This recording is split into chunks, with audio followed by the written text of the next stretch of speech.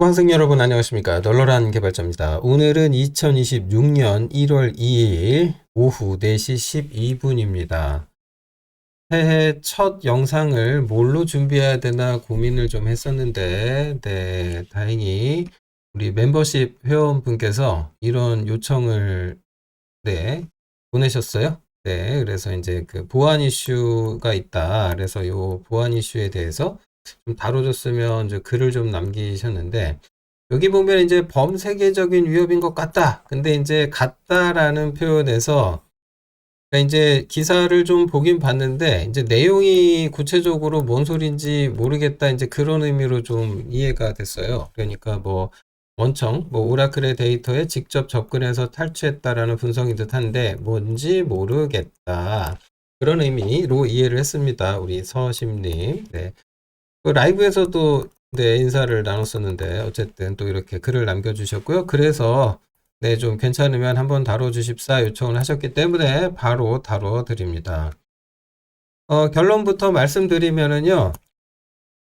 이렇게 됩니다. 정리를 좀 해볼게요. 이제 대한항공 같은 경우는 결과부터 말씀드립니다. 여기는 안타깝지만 피해자입니다. 피해자이고 예, KDNC라는 고하는 회사는 이제 뭐 그 케이터링과 관련된 이제 그 푸드 관련된 회사인데 여기가 이제 자회사인가 봐요. 대한항공 자회사인데 사모펀드에 이제 매각이 됐다고 합니다. 그런데 이제 이 KDNC가 내부적으로 오라클 EBS를 사용하고 있습니다. 이 EBS는 예, 그 교육방송하고 아무 관련이 없고요. 네, 이 비즈니스 스위트라고 해가지고 그 이제 그 오라클에서 판매하고 있는 어떤 솔루션이다라고 보시면 되겠습니다. 그래서 이제 문제는 뭐냐면은 이렇게 된 거죠. 취약점이다라고 하는 것은 오라클 쪽에 있었어요. 근데 이 오라클을 사용하고 있는 KDNC 쪽에서 사고가 여기서 난 거죠. 사고가 났는데 문제는 대한항공의 이제 피해자라고 할 수 있으면 이제 임직원분들인데 그 정보를 이 KDNC에서 이제 관리를 하고 있었거든요. 그러니까 이제 대한항공은 자회사 때문에 내부 임직원의 정보가 유출되는 사태를 맞게 된 거고 그 원인은 이제 오라클의 EBS 때문입니다. 그럼 이 내용이 어떻게 된 거냐 좀 자세히 설명을 해드립니다. 자, 기사를 보시면 이와 관련된 기사가 여러 건 나오는데 그 중에서 기술적인 내용을 다루고 있는 거는 요 제가 영상 정보에다가 링크를 남겨둘 테니까 요 두 개를 확인하시면 됩니다. 요 두 개, 요 두 개, 시큐리티 위크하고 여기 이제 investing.com인데 여기 보면은 요런 얘기가 나와요.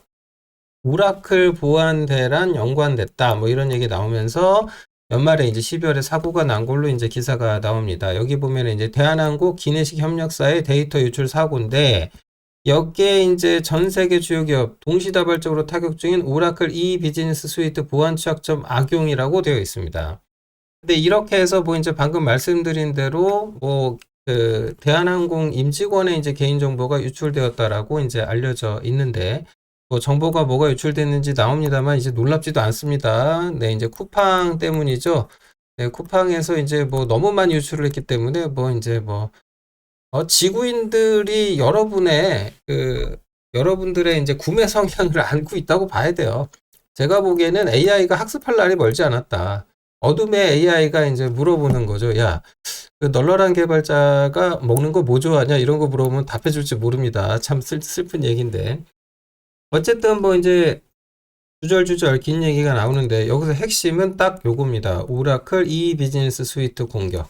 이게 가능성이 높다라고 기사가 언급하고 있어요. 그러면 이게 뭐냐를 좀 봐야 되는데 그 전에 이 오라클 이 비즈니스 스위트의 취약점이라고 하는 게 점수가 되게 높은데 이게 왜 그러냐면 리모트 코드 익스큐션 취약점이에요. RC인데 이 정도 되면은 보통 어떻게 되냐면은 그냥 서버가 탈취되는 게 일반적입니다. 그러니까 해커한테 서버가 넘어간다고 보시면 돼요. 근데 이것과 관련돼 갖고 취약점 공지가 나온 게 언제냐면 이거는 이제 한국인터넷진흥원에서 공지한 건데 번호도 있어요. CV 2025 61882 원격 코드 실행 취약점이고 요거는 2025년 10월 8일자로 공개가 되어 있습니다.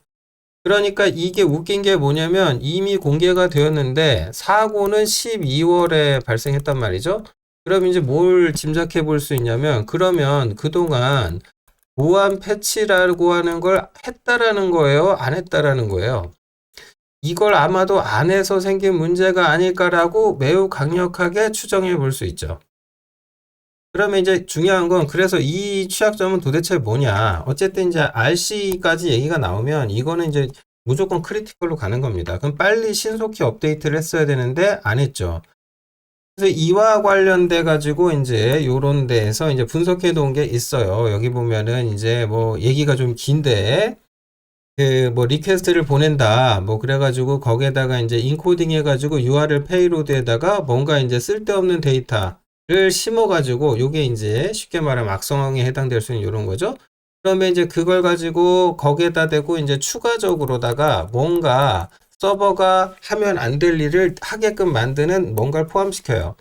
그리고 이제 그 리퀘스트가 실제로는 여러 개, N개의 어떤 리퀘스트가 나갔는데 서버에서 수신한 거는 한 개만 수신한 걸로 착각을 했다가 문제는 뭐냐면 N개니까 하나 말고 이제 두 개, 세 개 더 있었을 거 아니에요. 그 두 개, 세 개 더 들어온 거를 추가로 실행을 해버려요. 그 과정에서 이제 악성 코드를 다운로드 받아다가 실행을 해버리는 거죠. 실행까지 이어진다. 뭐 그런 얘기입니다. 이렇게 얘기하면 또 뭔 소린지 이해하시지 못할 것 같아서 조금 자세히 설명을 좀 드려야 되는데 그 전에 어쨌든 사용된 기술에 대해서 말씀드립니다. 익스플로이 체인이라고 하거든요. 그러니까 SSRF라고 이제 서버 사이드 리퀘스트 퍼즐이라고 하는 공격이 있어요. 이건 나중에 설명을 해드릴게요. 이 공격이 먹히는 서버가 혹은 어떤 요소가 그 오라클 EBS에서 찾아진 거죠. 그래서 오케이, 오 찾았어, 나이스 이러면서 해커가 그럼 나 이거 해야지 두 가지 공격을 감행함으로써 결과적으로 인증의회가 성공한 거죠.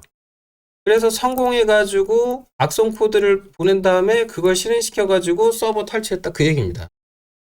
예, 그런데 이걸 조금 깊이 들어가서 얘기하면은 이렇게 된다. 서버 요청을 위조했다. 그래서 엉뚱한 리퀘스트 요청을 생성을 하고 요걸 기술적으로 가능하게 하는 게 이제 캐리지 리턴하고 라인 피드. 그러니까 여러분 요거 이제 백슬래시 R 백슬래시 N 아시죠? 이게 이제 16진수로 보면 0x 0d 네, 그 다음에 0A죠. 네, 0D, 0A입니다. 이걸 좀 기억을 해두세요. 요게 이제 HTTP 프로토콜 특징에 대해서 보면은 얘는 일단은 HTTP는 L7 트래픽이죠. 그러니까 스트림, 소켓인데 소켓으로 스트림 데이터가 쭉 이렇게 날아가는 건데 헤더하고 페이로드를 구분해야 되거든요. 그럼 여기가 헤더가 있고 이걸 실어나는 페이로드가 이렇게 밑으로 가게 되는데 이때 이 페이로드와 헤더를 구분하는 이 경계가 뭐냐? 바로 이 0D, 0A입니다. 그걸 캐리지, 리턴, 라인, 피드 이렇게 불러요. 그래서 CRFL이라는 얘기가 나오게 됩니다. 어쨌든 이걸 이용해 가지고 엉뚱한 이상한 요청을 섞었고 보호된, 즉 서버가 인가된 뭐 관리자나 이런 사람만 볼 수 있는 어떤 JSP 파일에 접속이 가능하게 인가가 안 된 사람이 그리고 나서 이제 악성 코드 실행하면서 서버 탈취. 그래서 게임 끝났다. 이렇게 된 겁니다. 요런 거를 조금 쉽게 얘기하면 이렇게 돼요. 이제 좀 더 쉽게 설명을 드립니다. 그러니까 해커가 도둑이 그러니까 직원, 쉽게 말해서 이제 서버입니다. 서버. 서버인데 얘가 이제 취약성이 있는 거죠. 취약성을 가지고 있는 보안 패치가 안 된. 그래서 이제 해커가 얘한테 가짜 편지를 발송합니다. 근데 편지 내용에다가 이 주소로 서류 보내주세요 라고 한 거예요. 그런데 이제 핵심은 이겁니다. 서류를 받은 이 권한이 있는 직원. 그러니까 뭔가 내부의 시스템에 접근할 수 있는 내부 임직원이 이 사람이 이제 소위 바보짓을 해버린 겁니다. 어떤 바보짓을 해버렸는지 생각을 해보면 누군가 서류를 보냈다고 해서 이걸 보낸 놈이 도둑놈인지 우리 임직원인지 거래처인지 따져가지고 거기에 맞게 대응해야 되잖아요. 그런데 아무런 검증을 아니하고 그냥 그 주소로 서류를 보낸 거예요. 그러면 웃긴 게 뭐냐면 이 서류의 내용이 중요할 텐데 이 내용이 무엇인지 누가 보냈는지 묻지도 따지지도 않고 그냥 그대로 뭔가 해버리면 이제 해커가 아싸 잘 됐다 그래서 이런 거예요. 내부 금고를 열어두라고 이제 메일 그 서류에다 쓴 거죠.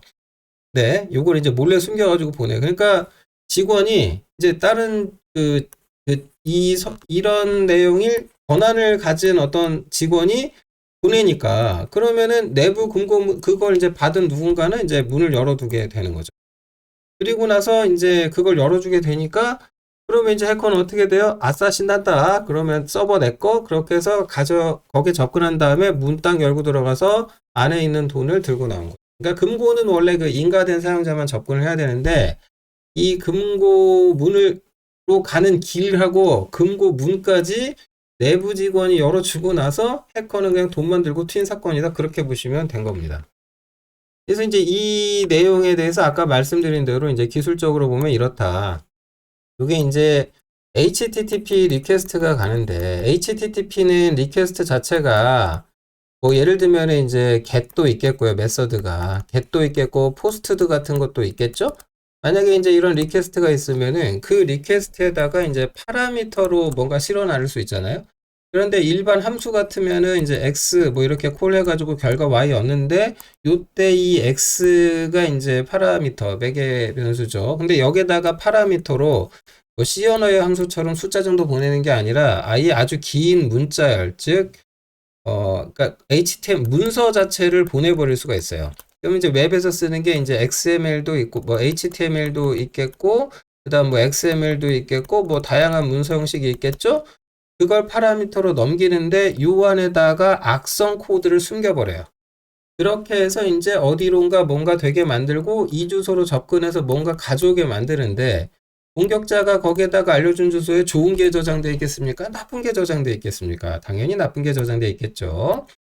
그래서 이제 서버가 이제 여기 요 요청을 그래서 이제 보내면 안 되는 데다 보내게 되고 그 다음에 이제 헤더를 이제 그 사이 간격을 집어넣어 가지고 악성 요청을 집어넣은 다음에 우회하고 접근해서 이제 서버 장악했다.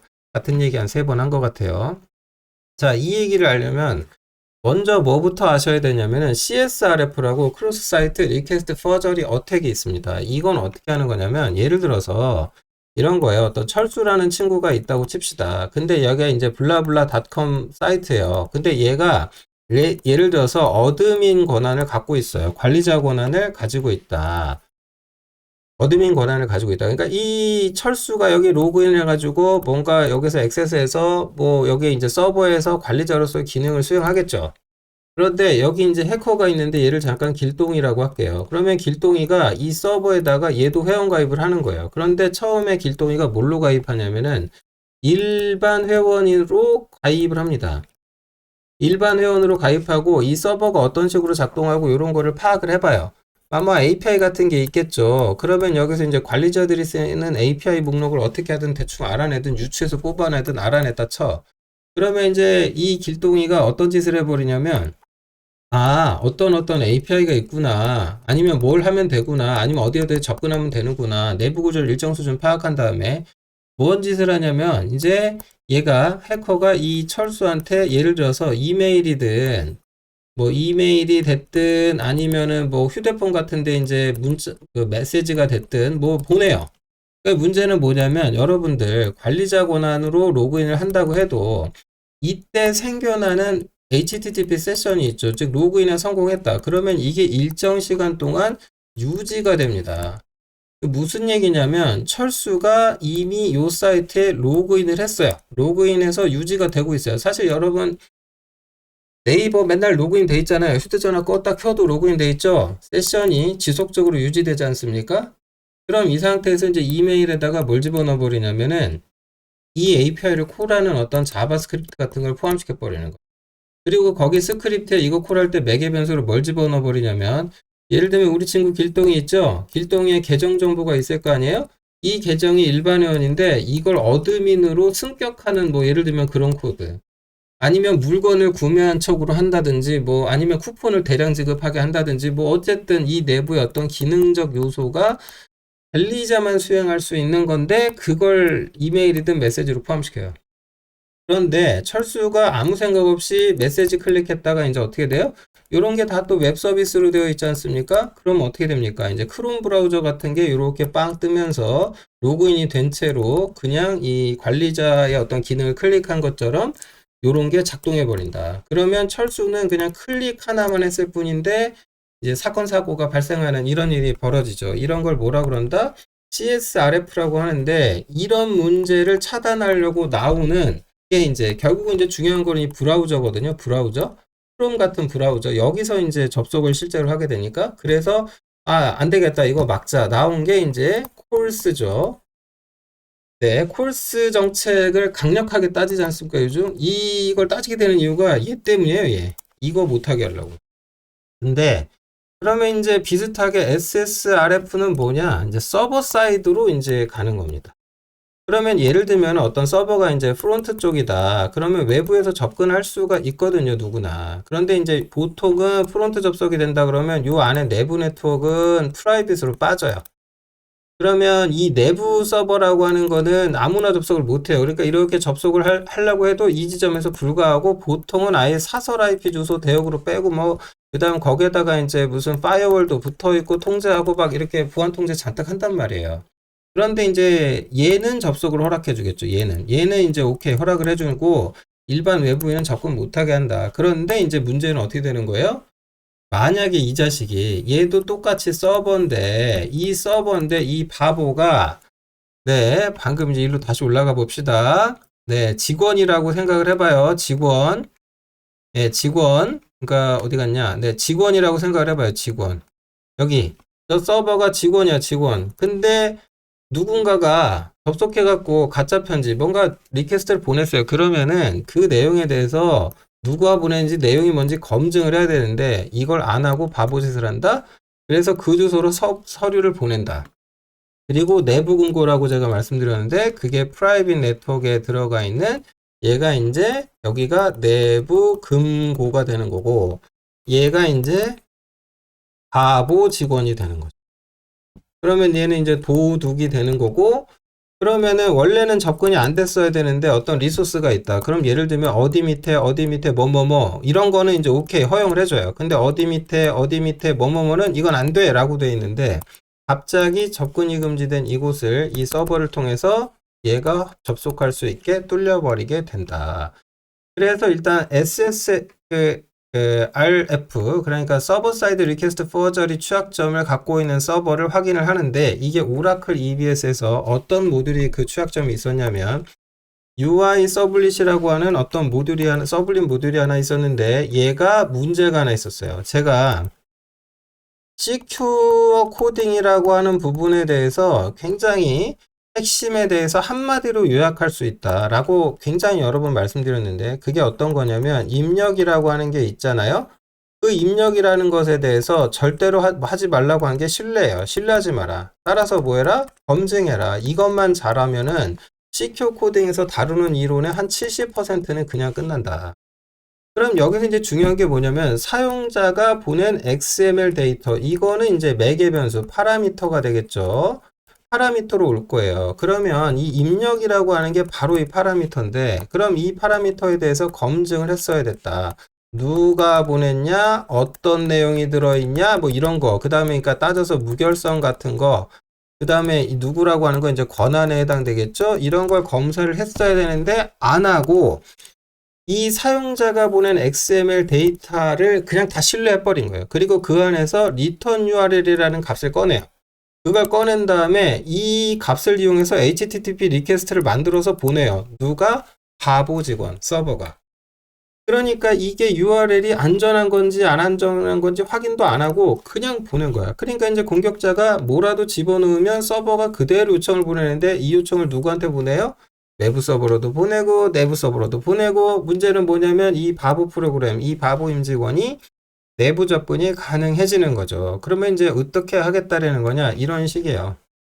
예를 들면 이제 내부 서버 어딘가에 이런데 접속을 하는 거죠. 얘가 이제 바보 직원 호스트 필드고요. 그러면 이제 거기에 접속을 해가지고 이제 HTTP 1.1로 이제 접속을 한 다음에 프로토콜 HTTP 버전은 그러면서 여기에 접속을 해가지고 파라미터로 요게 넘어간 건데 이 중에서 이제 return URL이라고 하는 것이 있는데 여기로 보내라라고 하는 거죠. 그거를 콜백을 해주는데 해커가 어떤 서버를 주고 여기 콜백으로 가져가 그러면은 이 바보 어플리케이션 모듈이 묻지도 따지지도 않고 여기를 접속을 해버린다 이거예요. 아싸 신난다 취약점 확인. 그래서 이제 어떻게 했냐?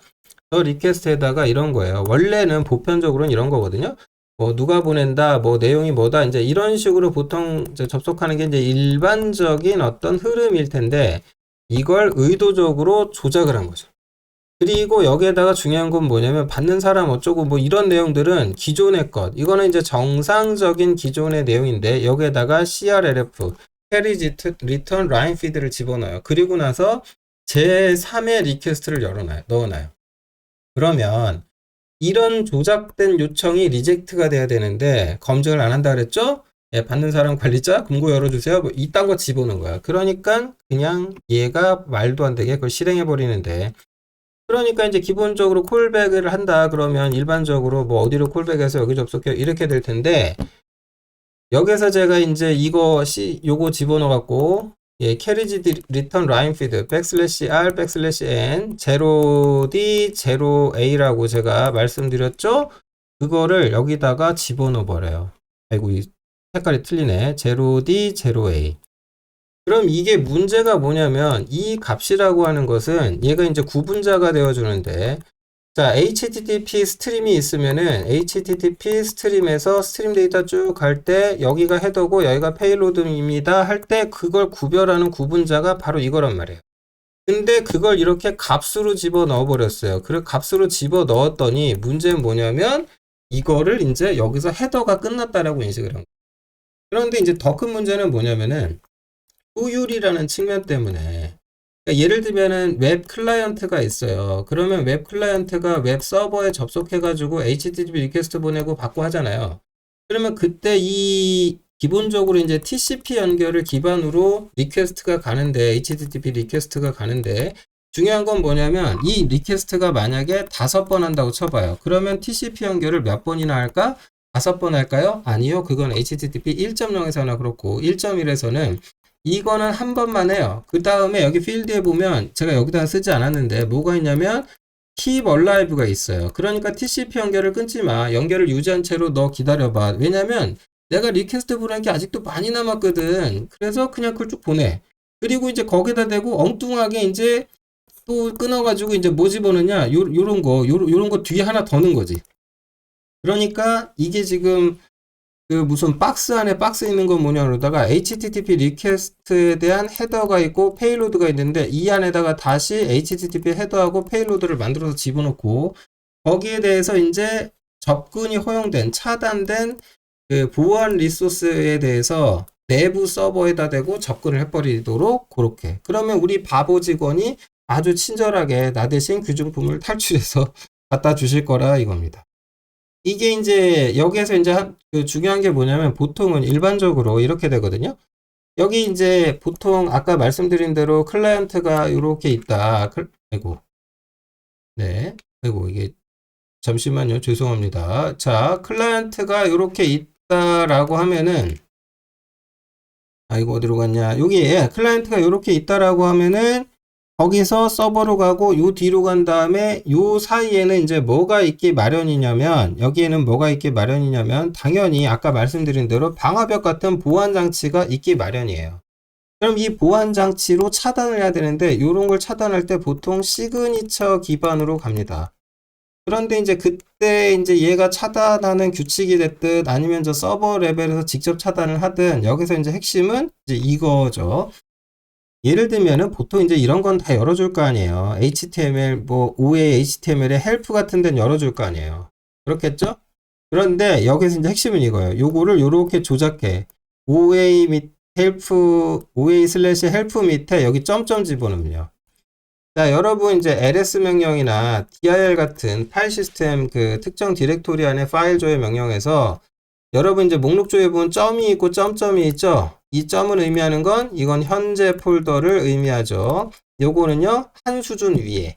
그러니까 C 드라이브 밑에 뭐 예를 들면 A 밑에 B 밑에 C였다 그러면 C에서 만약에 점점하게 되면 B가 되는 거죠. 그럼 여기에서 이제 헬프에서 한 수준 올라가면 여기죠.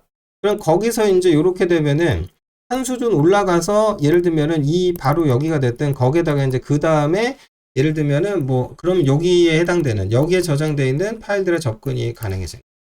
이렇게 했더니 보안 검사 우회하게 된 거고 실제로는 여기에 접근하게 됐는데 이게 성공을 했는데 인증을 안 하고도 그냥 들어가져 버린 거죠.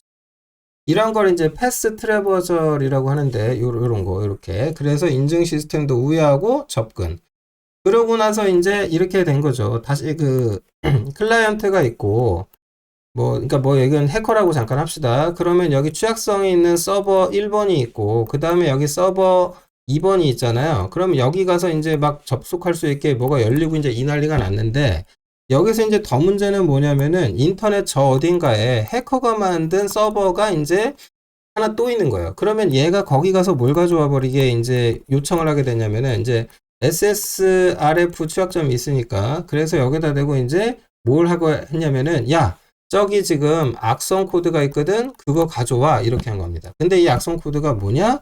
여기 이제 XSLT 형태 이거 뭐냐면은 얘 이제 이런 건 찾아보세요. 이게 XML 변환 도구인데 얘가 이제 규칙을 안에 지정할 수 있습니다. 그러니까 문법이 있다라는 얘기고 이 문법 중에 뭐를 포함하게 되냐면은 어떤 실행할 수 있는 코드 실행 개념을 포함하고 있어요. 이런 게 이제 굉장히 위험한데 사실은 이런 것들이 여러분 알아보시면은 PDF 문서라든지 뭐 아니면 이제 docx라든지 이런 데도 이런 게 다 있어요. 그리고 심지어 이제 벡터 이미지 파일에도 들어있고 막 이래요. 그래서 이 실행이라고 하는 걸로 이어지는 형태가 있다 그러면 이거 굉장히 조심해야 되거든요. 근데 얘 어쨌든 그 XSLT는 이제 뭐 하는 거냐면은 XML 데이터가 이렇게 있다라고 그러면 야 그 중에 요거 북이라고 하는 게 있으면 요거를 H1으로 변환해서 HTML로 바꿔줘. 이제 이렇게 바꿔주는 게 이제 그런 규칙을 지정하고 있다. 그런데 이제 이걸로 악성 코드를 만들 수 있냐? 만들 수 있다. 어떻게 만드냐? 대략 이런 거 만들겠다 이거예요. 핵심은 이겁니다. 핵심은. 그러니까 여기에다가 이제 뭘 일반적인 규칙을 쓰는 게 아니고 여기에서 이제 자바 런타임에서 이제 이그젝을 호출하도록 하는 거죠. 이렇게. 그래 놓고 예를 들어서 이제 whoami 같은 명령을 날릴 수도 있겠지만 아예 이제 이렇게 날리면 어떻게 되는 거예요? 네, 리버스 쉘이 뜨게 되죠. 그럼 이게 뭔 소리냐면은 이게 이제 이렇게 되는 거죠. 얘가 이제 접속을 하는데 어쨌든 리버스 쉘이 나와버렸으니까 쉽게 말해서 사용자가 여기 접속한다. 뭐 없이 쉘이 떴다라는 얘기는 로그인 했을 때 뜨는 거죠. 네, 그러면 이제 서버는 탈취되는 거죠. 물론 이제 탈취하기보다 기분 나빠. 그래가지고 명령어를 이제 rm-rf 이딴 걸 할 수도 있어요. 그러면 그냥 서버가 날아가 버리겠죠. 이런 거. 그래서 이제 여기에서 이제 아까 말씀드린 저 악성 코드에 대한 것들 이런 거 있잖아요. 이런 거 XLS 그러니까 XSL 파일 있죠? 이런 거. 요거를 이제 내가 외부에 접속할 수 있는 호스트를 주입해 버릴 수가 있으니까 그래서 공격자가 알려준 요런 데 가서 받아다가 얘가 실행을 해버렸다. 그러면 이제 리버스 쉘 실행하면서 탈취 이러면서 게임 끝나게 되는 겁니다. 그래서 찾아보시면 요게 이제 그 내용이 조금 어려우실 수도 있는데 글쎄요 저도 쉽게 설명한 건지 모르겠습니다만 저 때문에도 혼란스러우실지 모르겠으면 딱 요 정도로 이해하시면 될 것 같아요. 요 정도 단계별로 요약했을 때 이렇다. 네, 결국은 이제 이런 취약점인 거고 그것 때문에 이제 이런 문제가 생겼고 너무나 안타깝게도 이게 패치가 나온 지가 이미 좀 지났는데도 같은 문제가 생겼다라는 것은 좀 책임을 면하시기 어렵지 않을까라는 생각이 좀 듭니다. 어쨌든 우리 서심님 답변이 되었기를 희망하고요. 네, 새해는 좀 보안 사고가 좀 줄어들었으면 좋겠는데 늘 바람이야 그렇습니다만 우리의 현실 문제가 또 어떻게 될지 모르겠습니다. 어쨌든 다들 새해 복 많이 받으시기 바라면서 영상 마치도록 하겠습니다. 고맙습니다.